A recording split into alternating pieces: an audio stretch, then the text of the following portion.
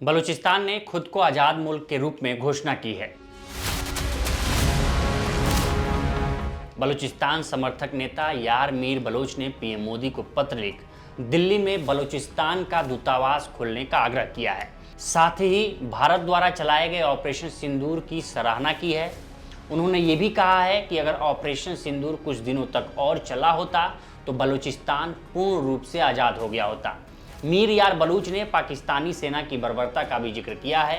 उन्होंने अपने खत में लिखा है कि पाकिस्तानी सेना चीन के साथ मिलकर किस तरह से बलूच लोगों को गायब कर रही है, उनको यातना गृह में डाला जा रहा है, महिलाओं का शोषण किया जा रहा है।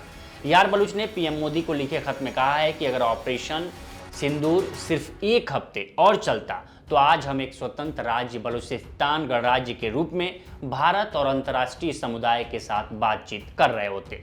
हालांकि हमें उम्मीद है कि ऑपरेशन बड़े पैमाने पर फिर से शुरू होगा और बलूचिस्तान, सिंधु देश, गिलगित, पाकिस्तान के कब्जे वाले कश्मीर और पश्तूनिस्तान के देशभक्त लोगों के साथ समन्वय किया जाएगा, जिन्होंने पिछले 7 दशकों से पाकिस्तान के उत्पीड़न को सहन किया है और व्यवस्थित उत्पीड़न का सामना करना जारी रखा है। मीर बलोच ने पीएम मोदी को लिखे खत में आगे कहा है कि 15 अगस्त 2016 को जब आपने लाल किले की प्राचीर से खड़े होकर इतनी शालीनता और साहस के साथ भाषण दिया था तो आपने 60 मिलियन बलूच लोगों का दिल जीत लिया था। बदले में बलूचिस्तान ने आपको दिल से प्यार और शुभकामनाएं भेजी थी। महोदय, समय की मांग है कि इन शब्दों को व्यवहारिक और सार्थक तरीके से बलूचिस्तान के 60 मिलियन लोगों के साथ खड़ा किया जाए, जो 1.4 बिलियन भारतीयों की आवाज़ का प्रतिनिधित्व करते हैं। हम सब मिलकर अपने साझा दुश्मन का सामना कर सकते हैं और उस पर विजय प्राप्त कर सकते हैं।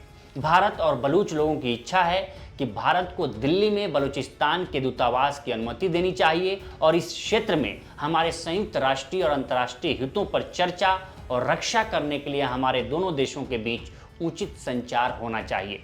ये मीर यार बलोच ने अपने खत में प्रधानमंत्री को लिखा है ये सब बातें। उन्होंने आगे भी कहा है कि आज पूरी दुनिया की नज़रें आप पर टिकी हैं, यानी प्रधानमंत्री मोदी पर टिकी हैं, भारत पर टिकी हैं। पाकिस्तान की चरमपंथी आतंकवाद ताकतों द्वारा किए गए पहलगाम आतंकी हमले के प्रतिशोध में आतंकवादी ठिकानों की पहचान करने और उन्हें नष्ट करने में आपकी सेना, वायुसेना और अन्य रक्षा संस्थानों की साहसी कार्रवाई को आने वाली पीढ़ियां सुनहरे शब्दों में याद रखेंगी। हाल ही में एक रैली में आपने सही कहा कि पाकिस्तान ने कश्मीर में अपना पहला आतंकवादी हमला साल 1947 में किया था, जो इसके बनने के कुछ समय बाद ही हुआ था। इससे ये स्पष्ट रूप से साबित होता है कि आतंकवाद पाकिस्तान के डीएनए में गहराई से समाया हुआ है और इसे कुछ अलग अलग अभियानों से खत्म नहीं किया जा सकता। बलूच, पश्तून इस आतंक के केंद्र पाकिस्तान को हराने के लिए भारत के दीर्घकालिक साझेदार हो सकते हैं। ये मीर यार बलूच ने प्रधानमंत्री मोदी को लिखे अपने खत में ये कही है। मीर यार बलूच ने भारत से गुजारिश की है कि यदि आप बलूचिस्तान को एक स्वतंत्र राज्य के रूप में मान्यता दे दी जाए तो ऐसे सद्दम राष्ट्रों को यानी पाकिस्तान को समर्थन देना न केवल संभव हो जाएगा बल्कि पाकिस्तान स्वयं भी भूख और प्यास से मर जाएगा।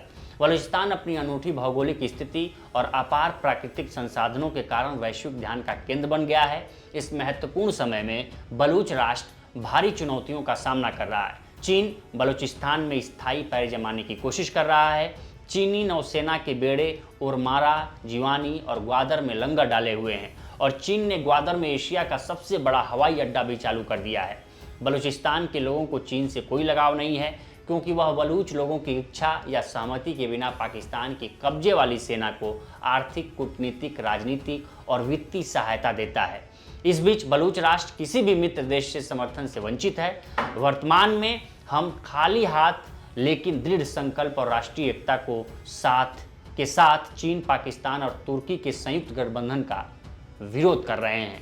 ये बातें बलूच समर्थक नेता मीर बलूच ने ये कही है। उन्होंने आगे कहा कि पाकिस्तान के परमाणु परीक्षण को लेकर भी उन्होंने पत्र में अपना जिक्र किया है कि कैसे पाकिस्तान के एक वैज्ञानिक ने यूरोपीय देशों से ब्लूप्रिंट चुराए और पाकिस्तान को एक ऐसा हथियार दिया जो इसके काबिल नहीं था।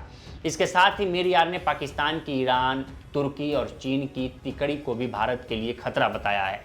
उन्होंने कहा कि साल 1998 में पाकिस्तान ने बिना बलूचों की अनुमति के चगल रेंज के राजसी रस कुह के पहाड़ों में 6 परमाणु परीक्षण किए।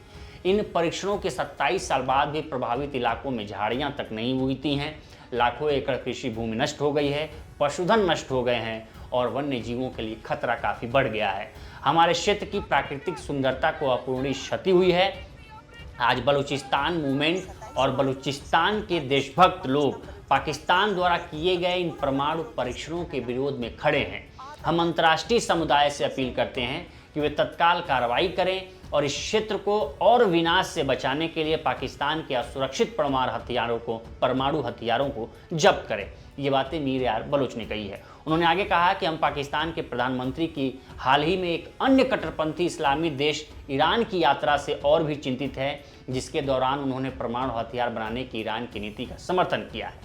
हमें डर है कि अगर पाकिस्तान के बाद ईरान भी परमाणु हथियार हासिल कर लेता है तो यह वैश्विक शांति और सुरक्षा के लिए और भी बड़ा खतरा बन सकता है।